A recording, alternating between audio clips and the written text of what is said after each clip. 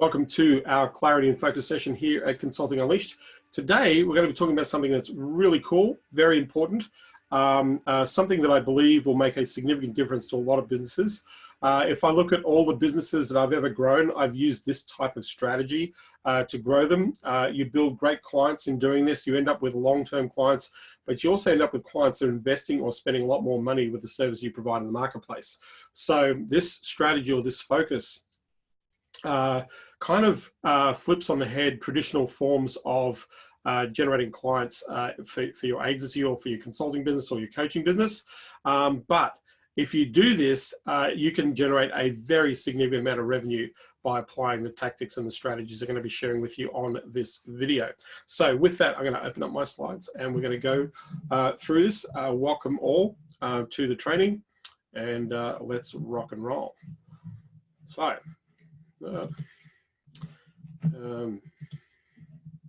So what we're talking about here is the power of account-based marketing to grow your business. So traditionally, we are either actively going out there to generate a huge amount of leads, or we're advertising and trawling for lead opportunities. In account-based marketing strategy, it's a very different prospect, because what you're doing is you're doing it the other way around. You're zeroing in to the types of clients that you actually want to be working with. So this is a definition of account-based marketing. It's a strategic approach to business marketing based on account awareness, in which an organization considers and communicates with individual prospects or a customer accounts as a market of one. So what does that mean? That instead of marketing to a whole bunch of people, we're marketing to selected people in the marketplace. And oftentimes we're marketing to a stakeholder, a decision maker in a business. So why is it important right now? Well, right now we're noticing that a lot of businesses are out of business. So if you're out there trawling for leads, then what's going to happen is there's going to be a mismatch of the type of people you're going to attract to your business. If 1/3 of the market has left the business world, and this has actually happened, 45 million or more unemployed in the United States, millions of people in Australia and the UK and in Europe becoming unemployed because businesses have shut down. 1/3 of the market has left, which means it leaves about 60% of the market back in business.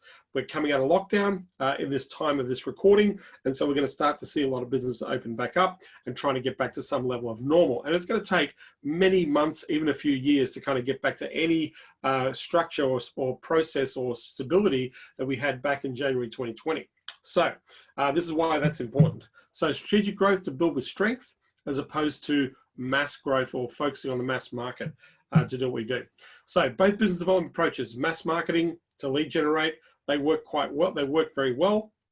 The thing I like about the account-based management or account-based marketing is that you're actually building a stronger relationship with your clients or prospective customers in the marketplace. You're building your brand, communication authority, and you're actually building an asset to your business. You actually can build a much more solid business when you're looking at account-based type marketing. So starts with a problem. Everything that you do, if you're offering a service, you're solving a particular problem. And the more intimately that you understand the problem that you're solving, the more you can articulate that problem for the client and for yourself, the better it is for you, because you want to become an expert or a specialist or a recognized expert solving the problems that you solve. So it does start with your problem. From there, we need to choose a market. So oftentimes this goes back into the question of what type of businesses do you want to work with? And there's a lot of consideration when it comes to choosing your markets, right? So if you're sitting down with a blank sheet of paper and say, great, what type of clients do I want to work with? Who will get the most benefit out of what we do? You know, what would they pay, or are they paying, or are they buying, right? What type of budgets do we want them to have? What type of revenue do we want them to have? We can actually choose a market based on predicators or indicators of their expenditure, their size, their revenue, their activity in a marketplace, whether or not they've spent money on what you provide or as a service into the market. So you can have all these predicators you can easily identify and actually start to choose customers that you would like to work with, right? So then we choose a business, right? So we've got a market. Now we need to choose businesses within that market. Not every customer is your customer. In our agency business, we couldn't work with the lower end customers because, one, we were too expensive, and number two, because we had such strong results, they couldn't cope with the results that we were delivering them. So we had to actually change and shift to a different customer within that market. We needed to change and choose a different business category to actually work with. We needed business categories that had revenue, that were of a certain size, that had a certain capacity for clients, that looked at multi-location. So it changed the model of our marketing and our targeting to choose businesses at a much higher level. So we would eliminate the lower end of the market, which we couldn't help because one, they couldn't afford us, and two, they couldn't handle the business we brought them. And so we actually shifted and pivoted to a better quality client. You're going to do this as well. Along the way in your business, you're going to discover there are certain types of businesses that get great results with what you do. And there are certain types of businesses that just don't fit. And so you can actually go and select or choose the type of clients you want to work with. Then we're going to research the stakeholders. So the stakeholder is generally going to be a decision maker. Now, if it's companies, if you're targeting bigger clients to work with, then you might have more than one stakeholder that you need to actually market to. So you might have the CEO, the chief operating officer, the chief financial officer, the chief IT officer, the chief marketing officer, the C-level suite. There might be 4 or 5 people in a company, or maybe there's 2 or 3 people in a company that you need to engage and enact for the business. Now, any business from that $2 million to $10 million mark, generally the founder of the company, or there is a CEO, they will generally be the only decision maker when it comes to investing in your services out into the marketplace. So the stakeholder is maybe one individual, or if they've got a partner, it's 2, then you're going to be marketing to both. So remember, in account-based marketing, you're choosing the client you want to work with, you're choosing the identifiable person that will benefit from the relationship with you, and you are choosing to engage that particular person. So we're actually zeroing in to managing a relationship or building a relationship over a period of time. So we want to research the stakeholders. Then we want to map out our approach. So what is our approach to engage this market, right? So one of the things that we do in Champions is we have an assessment process and a tool that we use to actually break down what our approach is going to be, who the approach is for, and it provides all the information on who that person is. So we know their things like their Facebook page, their LinkedIn profile, their Twitter handle. We know what their activities are, what the company is, what the website looks like, what their SEO stats are. We actually find out and we map out and understand who they are. And then we map out our approach of how we're going to engage, how we're going to connect, how we're going to open the door, how do we add value in that process. So we develop our value proposition with the market. We want to find out what the market values based on how big the problem is that we're solving. If we're solving a really big problem, the market will pay a lot of money to have a problem solved, right? So then we need to go in and look at providing some value to open the door to working with companies to solve big problems. If the problem is a small problem, then it becomes a commodity, right? So you have a choice. There's nothing wrong with solving small problems, but if you can solve a big one, then you've got a much larger opportunity. So the idea is to develop our value proposition with the market in mind in that process, right? So think about how much money they're spending on this problem already, right? Are the solutions they're investing in, are they solving that problem in an effective way? If they're not, you have an opportunity to innovate on something that isn't working, right? This is a huge door opener into most markets. So we build a relationship based on value. So what does this mean?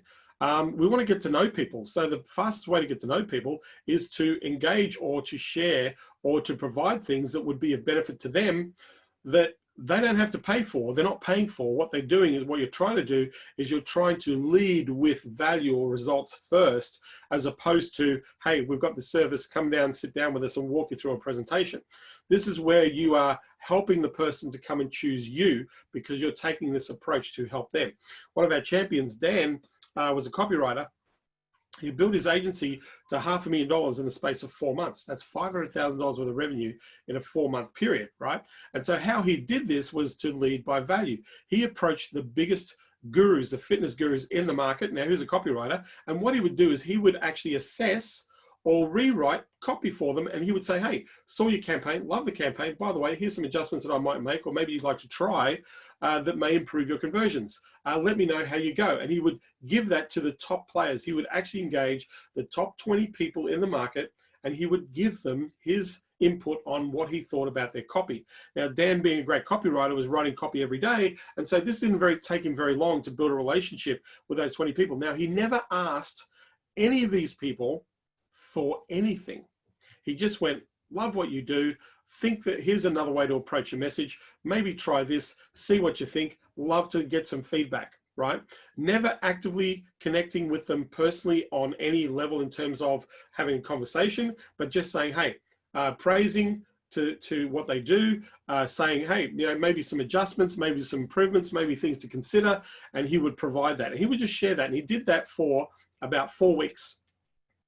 So 4 weeks, give, not ask for anything, right?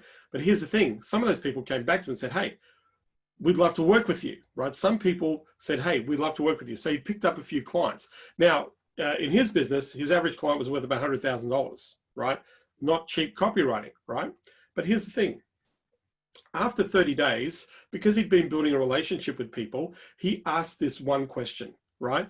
Hey, I'm opening up some time in my calendar. We're looking to work with some people who want to take a very focused and unique approach to campaigns into the market to, one, improve conversions, but more importantly, perhaps to actually switch up and create a new message that resonates with the marketplace. If you're interested, let me know.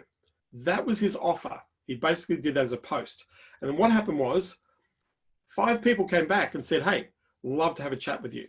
Within 4 months, Dan built a $500,000 agency. And here's the cool thing. Dan did not write any of the copy.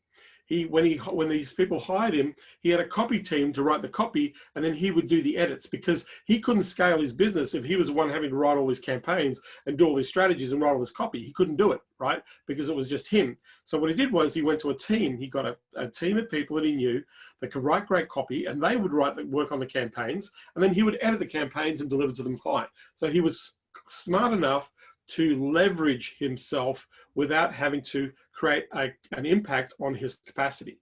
So building that relationship based on value was sharing ideas, giving them some sense of, hey, why don't you try this? Real value, not perceived value, real value. So that's a way you can build relationships, right? We look to establish authority. So in the general market, what we try to do from an authority point of view is maybe, you know, you're running videos like I'm doing this video every day, right? This training every day, where I'm building my authority in my market, in my community. However, in an account-based management situation, you don't have to build an authority within a market. You need to build authority in their headspace. If you're the one communicating ideas, sharing, providing education, knowledge, understanding, maybe some resources, then you immediately, in their mind, become an authority. So the idea is to become an authority with the few rather than with the masses. The masses you can always build at any time, but if you really want to gain trust and you really want to gain some connection, is build that authority with the individual. So if you're working on something or you've been, you've been strategizing, share the strategy with them, right? Share the idea, build and establish your authority from an individual point of view, not from the mass market point of view, right? Much easier to do that. If we look back to Dan's story, Dan only built an authority with 20 people, not a lot of people, right? But those 20 people had lots of connections, right? And so then, because he'd worked with a half a dozen of the biggest fitness gurus on the planet, he could say, hey, here are my friends. Instant authority, right? Instant authority in the marketplace. It literally catapulted him to be one of the biggest and the best copywriters in the industry, purely by taking this approach of targeting or establishing authority with a small group of people as opposed to a large group of people, right?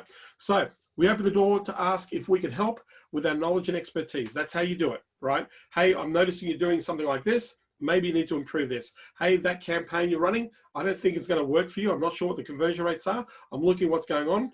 That creative needs to change. Here's my ideas on the creative. Here's an idea that I came up with. Give it a try. Love to see what you think about that. By the way, here's an ad that I created for you. By the way, I've done a workflow for an automation or a funnel that I think would be brilliant for improving your conversions on your sales, right? I'd love to know what you think about it, right? You're coming in with the value. Now, in our world, you know more about what you do and the marketing world in what you do than anybody else on the planet. Brick and mortar businesses are ignorant to what you know, right? So you're a brain surgeon. So use that brain surgeon level of thinking to expand on the knowledge in the marketplace, right? So next, we sell to the buyer the way they like to buy. So what we want to do in account-based management is we want to understand how they choose people like you to work with? How do they choose a supplier? What is their buying process? Because if we understand what their buying process is, guess what? Then we can sell to them exactly the way they buy, and it's much easier to have them buy you, right? So if we understand, if we sell to the buyer the way they like to buy, then they're going to buy. Immediately that improves your conversion rate. Immediately that'll actually shorten your sales cycle. And because what you're doing is you're making it easy for them to make a decision, right? So for some people, for the CEO says, hey, we've got a problem. We do an assessment. We try and find somebody who can solve that problem. If we like what they do, we want to see a proposal. From that proposal, we'll make a decision, and then we hire them. We plug them into our system, and you become a supplier for our company. So now you have a map of exactly what they do to hire somebody, right? Some companies have a supply chain purchasing structure. So how they buy within their company, right? A line manager might make a decision, then the line manager needs to get an approval. And from that approval, they need to go to set up the ability for the finance department to pay the bills. And so they have this process, or they may have a purchasing manager. The line manager makes a recommendation to purchasing manager then makes the investment in the service, right? So how does the client buy? Then what you do is you sell to the client the way they like to buy.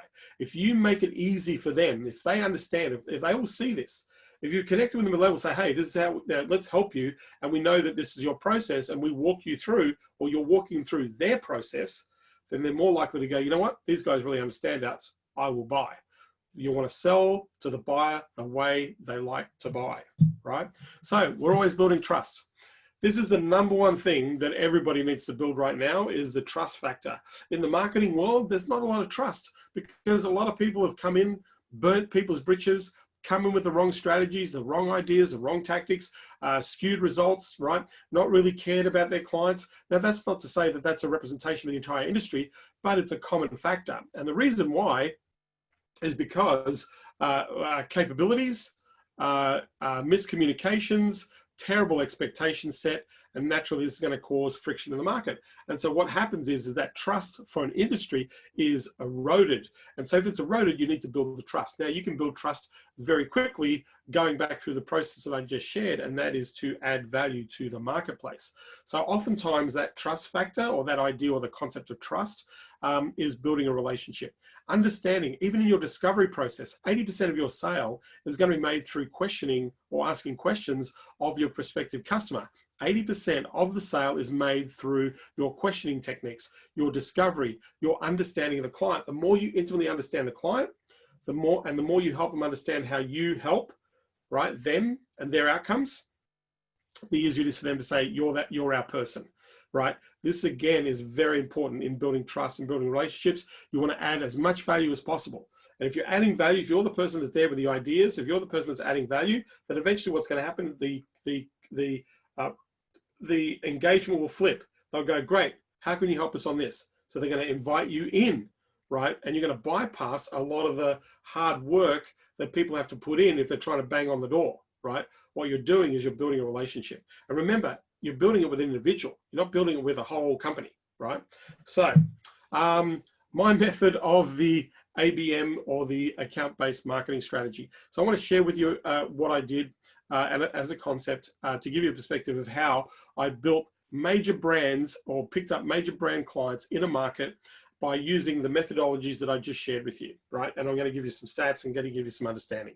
So how I chose the robotics market, right? So what happened was I was actually looking to go to CES. CES is the Consumer Electronics Show in Las Vegas, happens every January, and all the big consumer products, all the tech giants come to this show. There's over 4,500 exhibitors at this show. Some people are spending millions of dollars to be there at this trade show.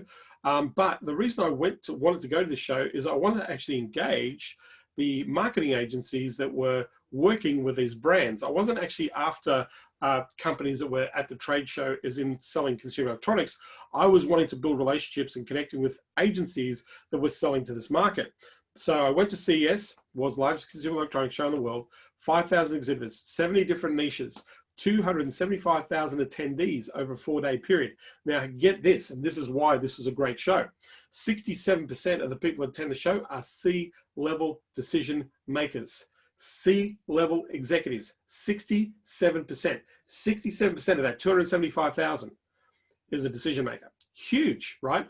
Go to where the money is, go where the decision makers are. This was one of the shows. Now, I wasn't interested in these decision makers. I was interested in the companies that were helping companies brand, message, and market. So I was after agencies who were actually marketing to these companies. That's who I was going there to see. However, I completely turned around. I started to realize that there was a gap. By asking a few questions, there was a thing, and I was, I'm not a techie person, I'm not into robotics, but I bumped into people at the show and I realized there was a huge opportunity to help robotics companies to do marketing.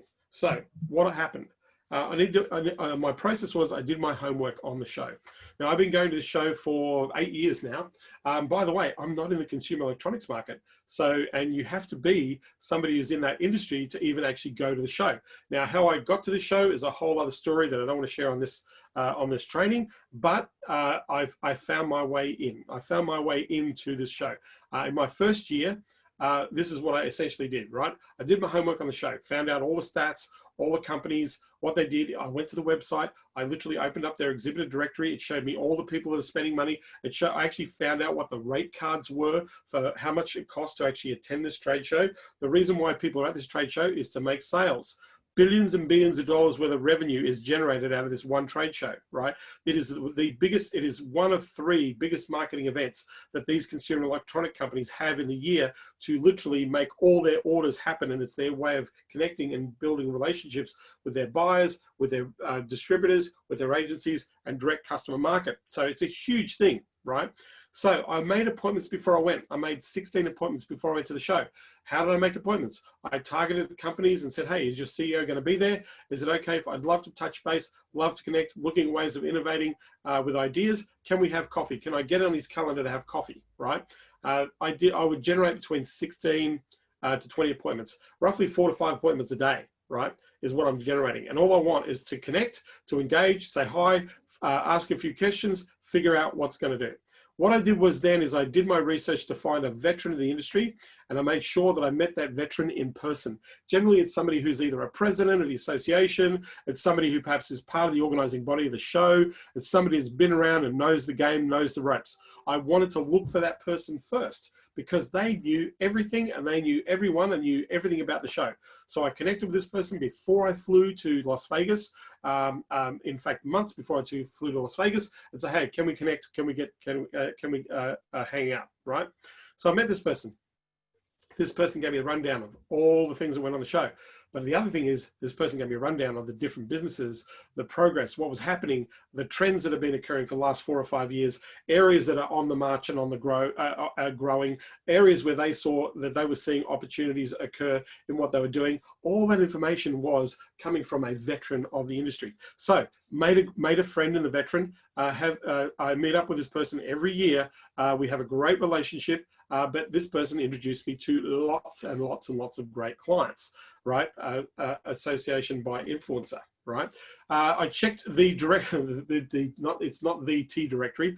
I checked the trade show directory to build a contact list. Literally hopped on the site, downloaded the exhibition directory list, and it gave me the names. Sometimes it gave me the phone numbers. Sometimes it gave me the emails of the CEOs who were registered at the show in the directory. So I knew, and I wanted to basically meet as many people as possible. So this was my process before I went to that show. Now we are in coronavirus territory, and trade shows have been cancelled. However, they'll come back. And let me tell you, when they come back with a force, because we still want to connect with humans and with our customers in the real. Trade shows are going to be huge in the future. Not so much now, but coming down the track, 6 months, 12 months down the track, going to be massive. So this strategy still applies. Right now, you can do the same thing, but do it virtually. So that's a whole other story. So this was my process, right? I made 18 appointments at the first show. I met 67 CEO contacts, 67. I only visited 400 of the 5,000 exhibitors.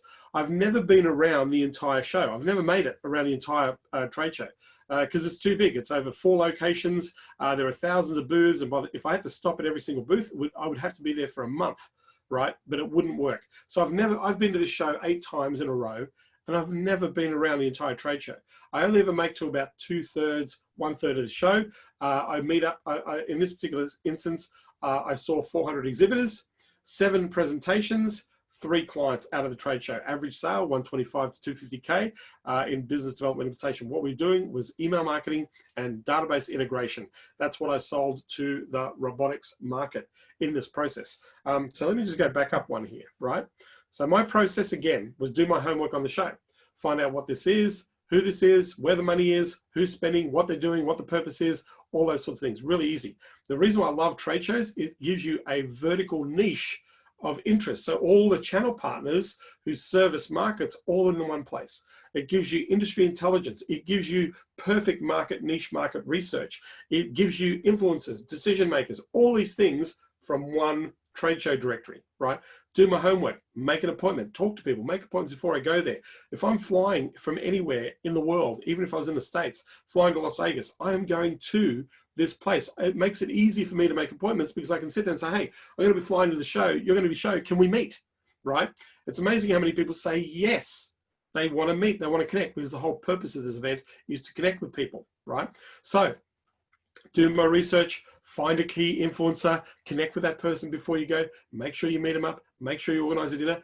By meeting the key influencer of an industry, that put me into every VIP party, every VIP event at the show. This person literally walked me through the best of the best at that trade show. It was amazing.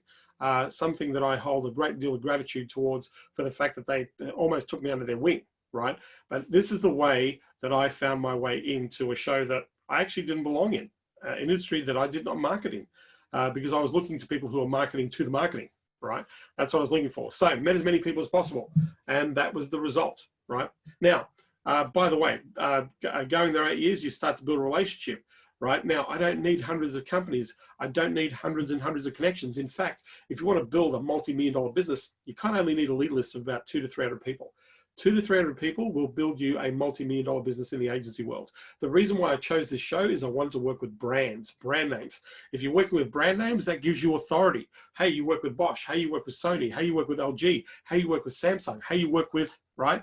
These are all the names that I can spout off that I've worked with because of doing this. So if I've worked with those types of brands, then I've got authority in the marketplace, right? So thing to understand, account-based marketing or lead generation in and of itself, in the way that is structured. Traditional lead generation, database, interest, nurture, and then lead conversion. So that's the normal funnel that we're dealing with here. But in account-based marketing, what we're doing is we're actually selecting the client. We're selecting a group of people we want to work with. We're connecting with those people directly and personally. We're nurturing a relationship. We're building that relationship. And then what happens is you end up with great conversions. Your conversion rate improves dramatically because of the fact that you build that value and you're building that relationship. So this is the structure of account-based marketing. So with that, one of the things you get to pick, you don't need to pick hundreds or thousands. You might only want to pick 50 or 100 companies to work with. If you set a target that I'm going to work with at least 10 of these companies over the course of the next 12 months, that's one client every month. If the average sale is going to be 100 grand, that's a $1.2 million business. And these companies have that kind of money. When you select who you want to work with at the level you want to work with, you can select with clients or companies that have much larger budgets, meaning they're worth more to you. So imagine working with less clients and making a lot more money, right? Working less clients, making a lot more revenue in the marketplace. However, it takes time, it takes skill. Now, when I say it takes time, I went to one show and picked up 3 clients, $300,000 worth of work in 4 weeks, 300 grand worth of work in 4 weeks, purely by doing what I just shared with you in this strategy, in this market. Now, there's a lot of information here that I've shared, and there's a lot of pieces in the middle that you need to work on to make this actually work.